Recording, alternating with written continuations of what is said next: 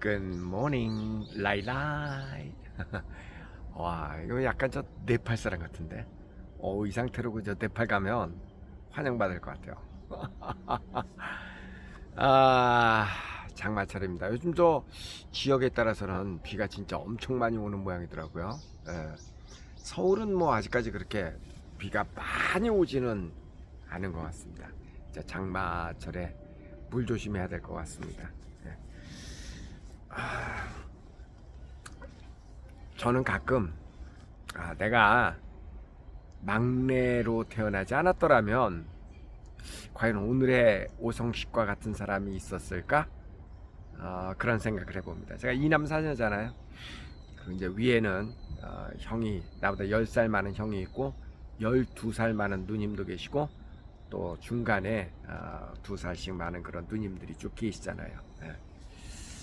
그러니까 누나들도 많고 형님도 계시고 어쨌든 나하고 나이 차이가 많으니까 집안의 막내로서 아주 그 막내의 지위를 톡톡하게 누렸습니다. 막내의 장점이 뭐냐면요, 좀 부모들이 신경을 덜 쓴다는 거죠. 말로는 더 쓸 수도, 그러니까 이게 좀 말하기가 귀엽죠, 막내들은. 그렇긴 한데 아무래도 이제 첫째들은요, 저도 이제 그 유학업을 하다 보니까 학부모들 많이 만나보면은 첫째들에 대해서는 굉장히 믿음들이 있습니다.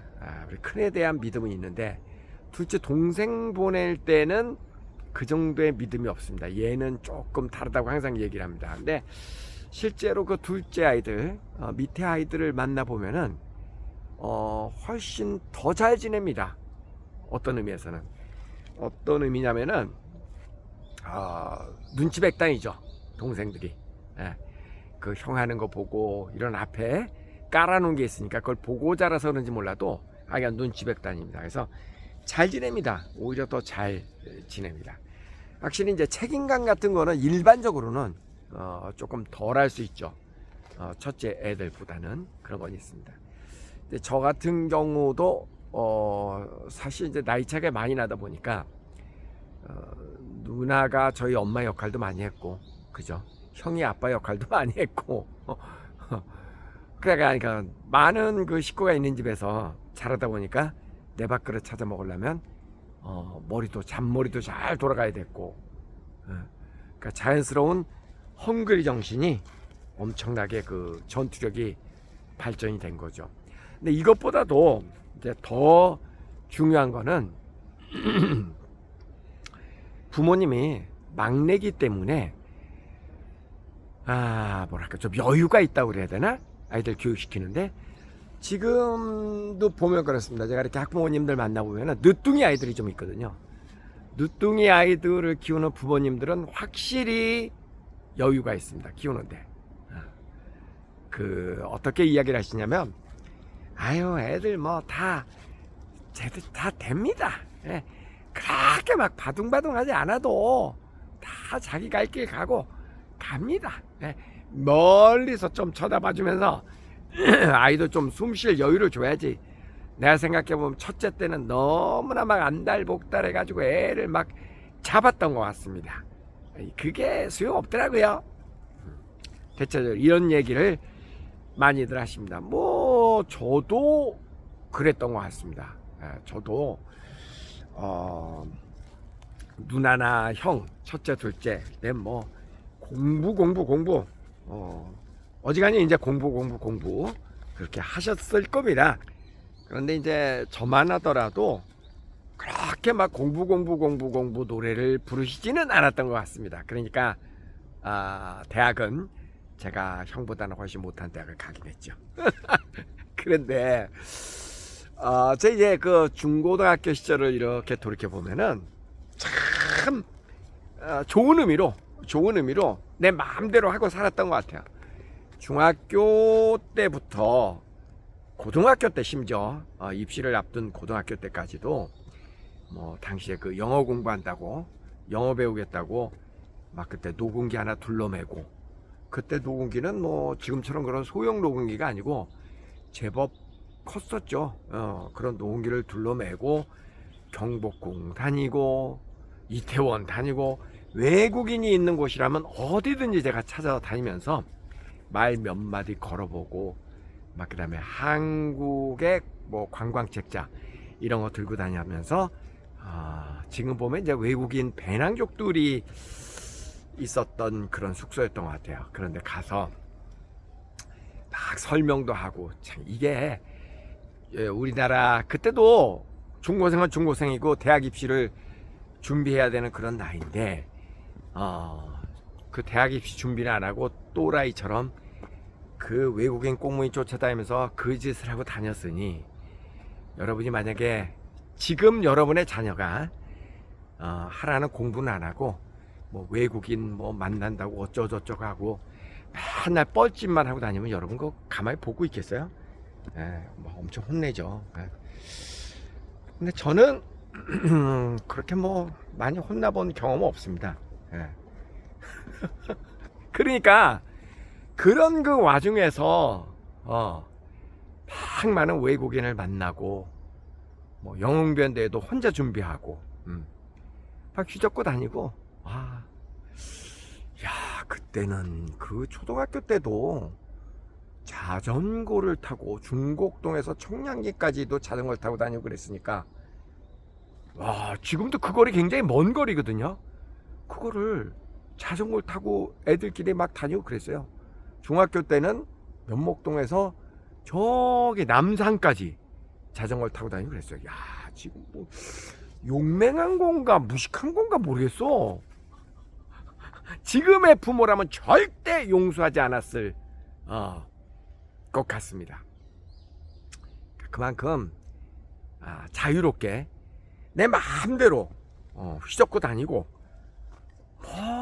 그런 데서 오늘의 이 요성시가 만들어진 것 같아요. 그리고 무엇보다 중요한 거는 어렸을 때 언어도 어렸을 때 그 다음에 어떤 그 자신감도 어렸을 때 행동 모든 게 참 많은 것들이 어렸을 때 이루어지는 것 같고요.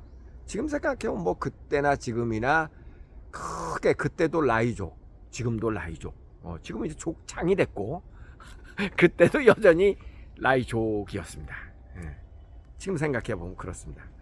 크게 변한 게 없는 것 같다. 그게 태어날 때 그 어린 시절을 그렇게 보냈기 때문에 그것이 더 훈련돼서 오늘의 어른이 된 것 같다. 그리고 또 이렇게 기억을 해보면 수많은 실수를 경험하면서 실수고 실패고 이런 걸 경험하면서 그 실패를 통해서 교훈을 얻고 그래서 또 조금 발전되고 또 조금 발전되고 그것이 쌓여서 오늘날 내가 만들어진 것 같다. 정말 그렇게 생각합니다. 그래서 실수 실패야말로 가장 큰 교사였던 것 같다라는 것에 대해서도 의심의 여지가 없습니다. 저는 어렸을 때나 지금이나 지금은 뭐 당연한 거지만 어렸을 때도 부모가 이래라 저래라 라는 말을 많이 하시지 않으셨습니다. 나중에 이제 아버님 이야기를 들어보면 성식이는 공부로서는 좀 안 될 것 같다라는 생각을 하셨답니다. 이미 버린 자식이지.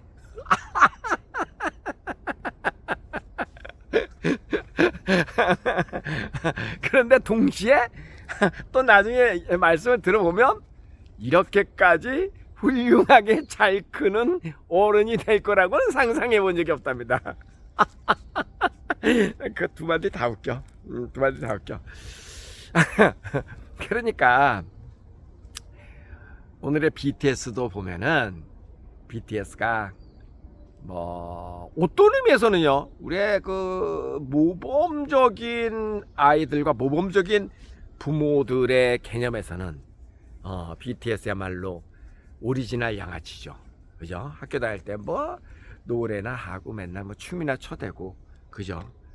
그런 아이를 부모가 좋아했을 리는 없을 거예요. 근데 그때 그 양시혁이라고 하는 그 BTS를 만든 사람이죠. 이 양시혁 의장이 그분도 역시 똘끼가 있는 거죠. 똘끼가 있는 사람이 똘끼가 있는 아이를 알아보는 거죠. 딱 이렇게 픽업을 해서 그래서 이제 월드스타로 만들었잖아요. BTS가 이렇게 세계적인 스타가 된 그 배경에는 여러분 잘 아시는 것처럼 BTS의 노래는 누가 작사 작곡을 해서 준 노래가 아니라 자기들의 경험을 노래했기 때문에 많은 세계인들의 그 젊은이들의 공감을 사서 그래서 세계적인 BTS가 만들어진 거잖아요, 그죠? 자기 얘기를 한 거기 때문에.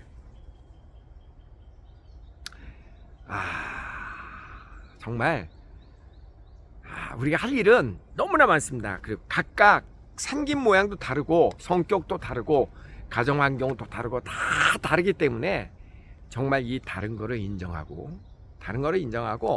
어떤 다른 그거를 그대로 인정하면서 어떤 순간에 칭찬을 한번 팍 해줬을 때 그 칭찬에 힘입어서 와, 나는 이 길이 내가 갈 길인가 보다 라고 거기에 빠져서 막 하다 보면 어떤 것도요, 빠져서 즐겁게 하지 아니하고서는 이룰 수 있는 것은 전혀 없습니다. 그거는 뭐 확실합니다. 예. 축구 선수가 세계적인 축구 선수가 되려면 많은 양의 운동을 하죠. 연습을 되게 많이 하잖아요. 근데 그 연습량이 누가 시켜서 하는 거에는 한계가 있고요, 자발적이어야지 되거든요. 그런 우리 그 세계적인 스타가 되고 뭐 이런 뭐 음악가든지 뭐든지 누구든지 되는 보면 혼자 막 그렇게 뭐 밤에 나가서 연습하고 뭔가를 하고 그러잖아요.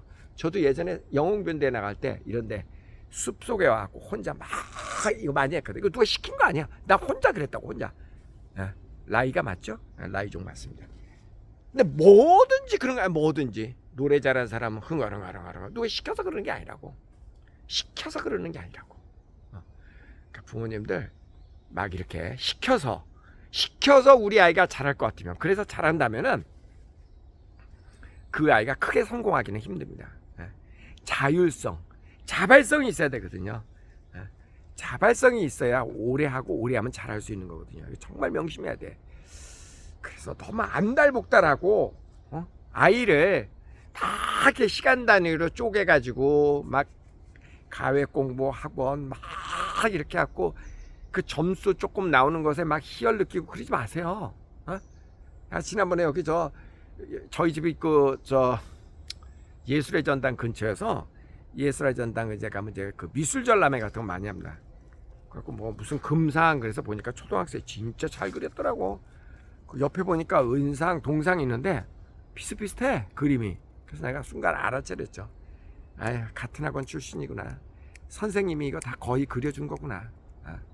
그렇게 갖고 금상 받은 게 무슨 의미가 있냐고. 부모가 문제 풀어주고 뭐 쪽집게 강사가 뭐 해갖고 그래갖고 점수 높이 나온다. 무슨 의미가 있냐고. 의미 없다. 그런 건 의미 없는 거고요.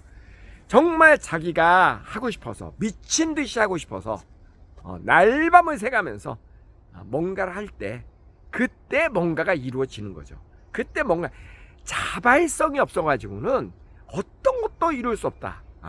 다시 한번 자발성, 내가 정말 하고 싶고 이런 거.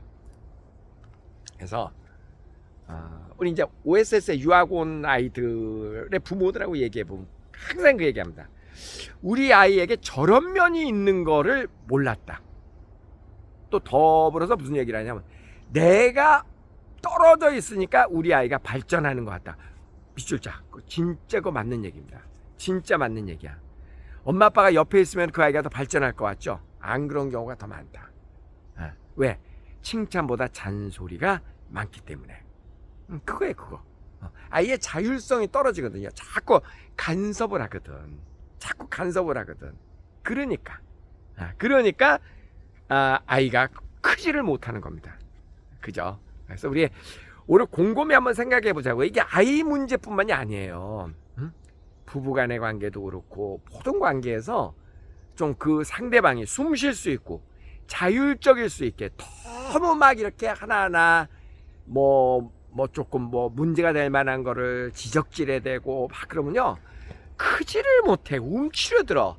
알아서 또 모르는 척 해줄 줄 아는 그런 여유. 그죠? 그래야 거기에서 스스로 자기 인생을 사는 자율성이 나오잖아요. 굉장히 중요한 겁니다. 굉장히 중요한 내용이에요. 자율성보다 더 큰 힘은 없거든요. 오늘 곰곰이 한번 어떻게 하면 우리가 좀 재밌게 살 수 있고 발전할 수 있을까? 예? 우리 매일 요즘 멱살가 얘기하고 있는 게 그거잖아요. 어떻게 하면 우리가 좀 재밌게 살 수 있고 그러려면 자율성 너무너무 중요하다. 남하고 똑같이 하는 거, 남 따라하는 거 절대 그거는 금물이다.